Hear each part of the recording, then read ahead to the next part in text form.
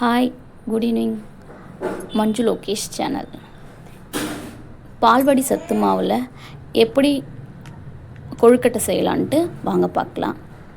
இது குழந்தைங்களுக்கு ரொம்ப சத்துள்ள பொருள். ஒரு கப் பவுலில் ஒரு கப் மாவு எடுத்துக்கிறேன். அதை நல்லா ஜலிச்சு எடுத்துக்கிறேன்.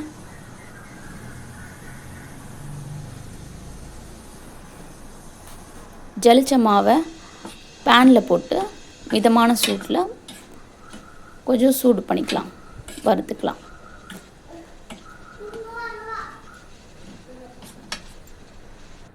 தேவையான பொருட்கள்: தேங்காய் துருவல்,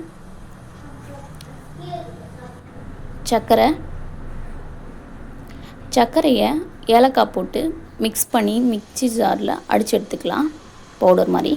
தேவையான அளவு. இப்போது இந்த வறுத்த மாவில் 2 ஸ்பூன் சர்க்கரை,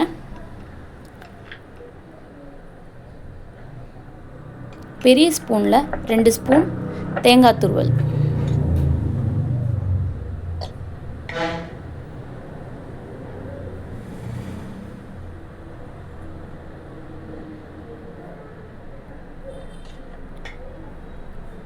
இது கூட சுடு தண்ணி, அதாவது வெந்நீர், கொதிக்க வச்ச வெந்நீரை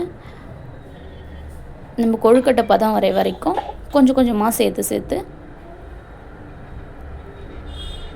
இது கொழுக்கட்டை வர வரைக்கும் இது பண்ணிக்கலாம். அந்த மாவு எந்த அளவுக்கு பதம் வர வரைக்கும் மிக்ஸ் பண்ணி கிளறி விட்டுக்கலாம்.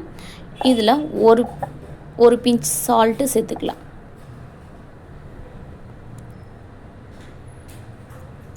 இப்போ சேர்த்துட்டு எல்லாத்தையும் கிளறி விடுங்க. அதாவது கொழுக்கட்டை உருண்டை பிடிக்கிற அளவுக்கு சேர்த்து மிக்ஸ் பண்ணிக்கிட்டே இருக்கலாம்.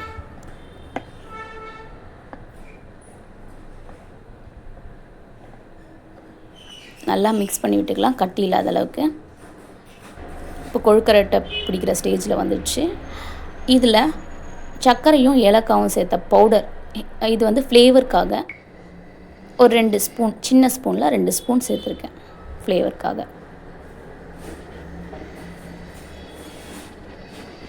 இதையும் நல்லா மிக்ஸ் பண்ணி விட்டுக்கலாம். இப்போது உங்களுக்கு பிடிச்ச பதத்தில், உங்களுக்கு பிடிச்ச இதுவில் உருண்டை பண்ணி வச்சுக்கோங்க. உங்களுக்கு பிடிச்ச ஷேப்பில். இப்போது இட்லி பாத்திரத்தில் தண்ணி ஊற்றி சூடு பண்ணி வச்சுருக்கேன். இதில் இட்லி தட்டு வச்சு நெய் இல்லை எண்ணெய் எது வேணாலும் சேர்த்துக்கோங்க. லைட்டாக தேய்ச்சி அதை அப்ளை பண்ணி வச்சுருக்கேன், ஒட்டாத அளவுக்கு. இப்போ அந்த கொழுக்கட்டையை பிடிச்சி வச்சுருந்த கொழுக்கட்டையை எல்லாத்தையும் இட்லி தட்டில் வச்சுறேன். இப்போ எல்லாத்தையும் வச்சாச்சு. இப்போ மூடி போட்டுக்கலாம்.